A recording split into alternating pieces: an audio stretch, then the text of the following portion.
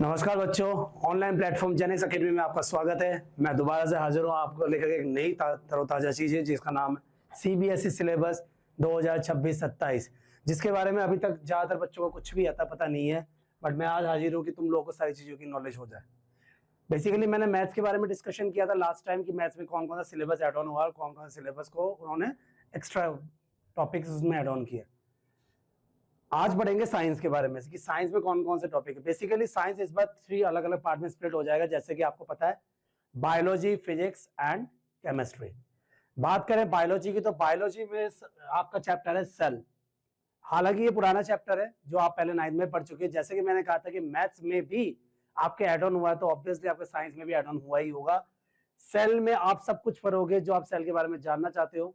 History of cell, cell membrane के बारे में पढ़ोगे, सेल मेम्ब्रेन क्या होता है, उसमें आप पढ़ोगे उसका फ्लूइड मोज़ेक मॉडल जो सबसे ज्यादा फेमस मॉडल है जिसने सेल के स्ट्रक्चर के बारे में ढंग से बताया है। इसके अलावा सेल ऑर्गेनेलिज के बारे में पढ़ोगे, सेल ऑर्गन्स के बारे में पढ़ोगे कि सेल ऑर्गन्स क्या क्या होते हैं। जैसे कि आप न्यूक्लियस के बारे में पढ़ोगे, इसमें आप सेल वॉल के बारे में भी पढ़ोगे, आप उनके बीच में डिफरेंस पढ़ोगे, साथ में साथ आइसोटोनिक हाइपोटोनिक सॉल्यूशंस क्या होता है उन चीजों के बारे में डिस्कशन किया जाएगा। इसके अलावा जितने भी सेल ऑर्गेनेलिज इनके फंक्शंस के बारे में पढ़ोगे। ये सब तो पुरानी चीज है। परमिएबिलिटी ऑफ सेल मेम्ब्रेन, ये परमिएबिलिटी ऑफ सेल मेम्ब्रेन के बारे में भी आपको पढ़ना है। बेसिकली डिफ्यूजन एंड ऑस्मोसिस क्या होता है, उनमें वास्ट डिफरेंस क्या होता है।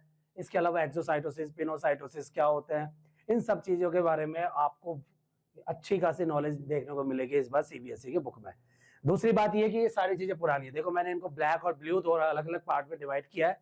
इसका मेरा मेन मोटो ये है कि जो ब्लैक है इसका मतलब ये ओल्ड सिलेबस का ही कंटेंट है, बट अब जो न्यू सिलेबस में इंट्रोड्यूस किया गया उसमें आपके सेलुलर डिवीजन के बारे में, यह सेलुलर डिवीजन पहले भी है बट मुझे जहां तक लगता है इस बार सेलुलर डिवीजन को और भी ज्यादा एक्सप्लेन किया गया है बिकॉज उसमें आपको कैंसर पहली बार आपके इंट्रोड्यूस किया गया है। कैंसर आपके है ही नहीं ग्रेड 10 तक भी।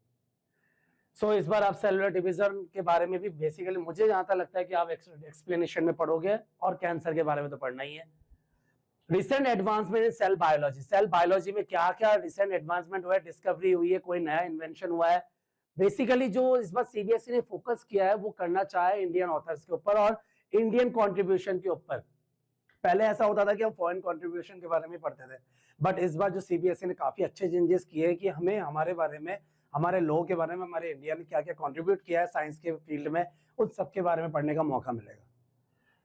So identify and describe the role of biomolecules in cell. Cell के स्ट्रक्चर में बायोमोलिक्यूल्स का क्या रोल है इस बारे में भी आपको पढ़ने को मिलेगा। इस बार आप केस स्टडी पढ़ोगे ले सिंड्रोम के बारे में। ले सिंड्रोम क्या होता है, डिजीज क्या होती है, वो भी आपको जानने का मौका मिलेगा कि सिंड्रोम और डिजीज में क्या डिफरेंस है। नेक्स्ट माइटोकॉन्ड्रियल डिसफंक्शन, इसके बारे में भी काफी नॉलेज आपको देखने को मिलेगी इसमें। कंट्रीब्यूशन ऑफ, इसमें आप एक हिस्टोरिकल टॉपिक भी पढ़ने वाले हो क्योंकि मैंने जैसे कि आपको शुरू में बताया कि इस बार इन्होंने सीबीएसई ने क्या किया, इंडियन कंट्रीब्यूशन के ऊपर ज्यादा फोकस किया है। तो बेसिकली हम इंडियन कंट्रीब्यूशन को ध्यान में रखते हुए प्रोफेसर अरुण कुमार शर्मा के बारे में पढ़ने वाले। जी हाँ, प्रोफेसर अरुण कुमार शर्मा जो अपने क्रोमोसोम के ऊपर काम करने के लिए जाने जाते हैं, इनके बारे में भी आपको पढ़ने को मिलेगा सेल चैप्टर में। तो बेसिकली काफी सारी नई नई चीजें इस बार इंट्रोड्यूस की गई है और ये तुम्हारे लिए भी काफी अच्छा है कि तुमको इस बार साइंस में इंडियन कंट्रीब्यूशन के बारे में, हम हमारे खुद के देश के बारे में जानने का मौका मिलेगा। दूसरा चैप्टर, अगले चैप्टर की तरफ बढ़ते हैं। बायो का अगला चैप्टर है आपका टिश्यू। ये भी आपका पुराना ही चैप्टर है, नाम तो वही सेम है, सेल का नाम भी पुराना ही है, टिश्यू भी पुराना ही है, बट टिश्यू में जो आप पुरानी चीजें वो तो पढ़ोगे ही, no doubt.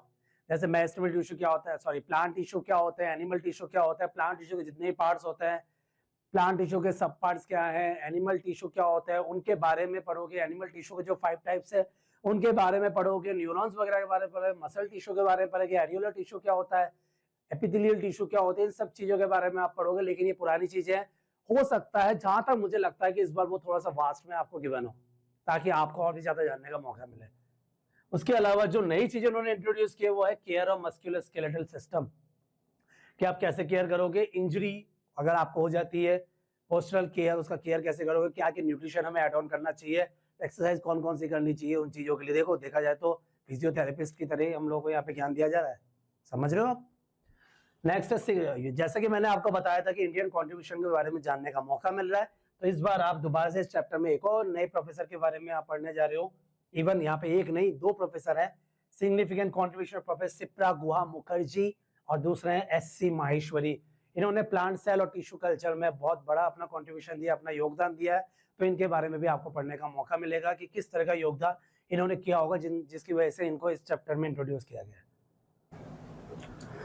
So last year की बुक में अगर ऑब्जर्व किया हो या अभी भी तुम्हारे पास अगर एनसीईआरटी की बुक पढ़ी हो, तुमने देखा होगा बायो के वहाँ पे 2 ही चैप्टर थे जिसके बारे में अपन ने अभी डिस्कशन किया था। जो पहला चैप्टर था सेल और दूसरा चैप्टर था टिश्यू। बट इस बार सीबीएसई ने 2 और नए चैप्टर इंट्रोड्यूस किए हैं, जिसमें से एक चैप्टर तो शायद आज से 4-5 साल पहले हुआ करता था, डाइवर्सिटी। 2019 से पहले ये चैप्टर आपके 9th क्लास की बुक में हुआ करता था, जिसका नाम है डाइवर्सिटी। इसमें आप 2 किंगडम्स के बारे में पढ़ोगे, विटिकस 5 किंगडम के बारे में पढ़ोगे। दिखा जाए तो बहुत इंपॉर्टेंट चैप्टर है और बहुत ही सिग्निफिकेंट है और इंटरेस्टिंग भी है।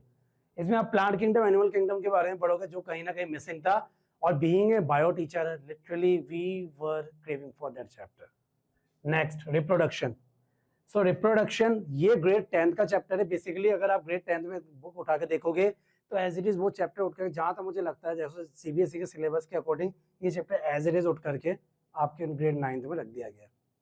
ग्रेड 9 में आपके इसमें क्या क्या पढ़ोगे आप, जो कि आप ग्रेड 8 में पढ़ चुके हो। वेजिटेटिव प्रोपगेशन के बारे में, इसके बारे में आपने ग्रेड 7 में पढ़ा होगा, 100% पढ़ा है। और सेक्सुअल रिप्रोडक्शन के बारे में भी आपने ग्रेड 7 में पढ़ा है।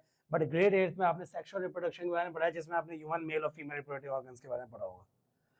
उसके अलावा फर्टिलाइजेशन के बारे में पढ़ा होगा, मेंस्ट्रुअल साइकिल, हर चीज़ के बारे में पढ़ा होगा वहाँ पे। इस बार थोड़ा सा एडवांस वर्जन में आप पढ़ोगे ग्रेड 9 में, जो कि ग्रेड 10 से उठा करके एज इट इज यहाँ पे रख दिया गया। बट जैसे कि मैंने पहले ही बताया था, ब्लू पेन से लिखने का मेरा मेन मोटो यही था कि आपको ये मैं डिफरेंस बता सकूं कि पुराना क्या था और अभी नया क्या ऐड हुआ है। दो मुझे पूरा लिखना चाहिए था इसको ब्लू से, क्योंकि ग्रेड 10th का पोर्शन है यहाँ पे, बट फिर भी तुम इन चीज़ों से अच्छी तरह से फैमिलियर हो, इसलिए मैंने लिखा नहीं। Next, discuss significant contribution of India.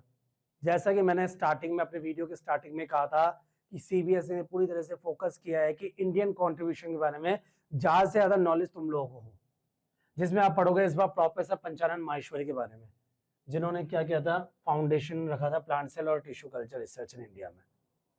India में जो रिसर्च होता है प्लांट सेल और टिश्यू कल्चर, उसकी नींव किसने रखी थी? आपके प्रोफेसर माहेश्वरी, जिनका पूरा नाम है पंचानन माहेश्वरी। और इनके बारे में भी आप बहुत कुछ पढ़ने वाले।